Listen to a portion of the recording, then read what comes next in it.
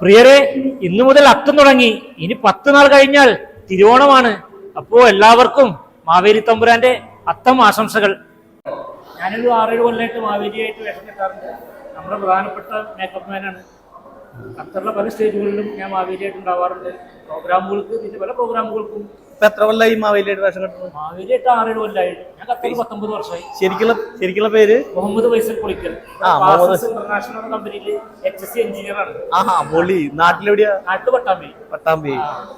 ഇവിടെ ഞങ്ങള് നാടകത്തിലും ഇതിലൊക്കെ പങ്കെടുക്കാറുണ്ട്.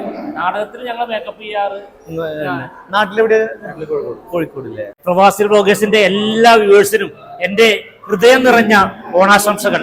എല്ലാവർക്കും ഐശ്വര്യപൂർണമായ ഒരു വർഷമാവട്ടെ ഇത്തവണ.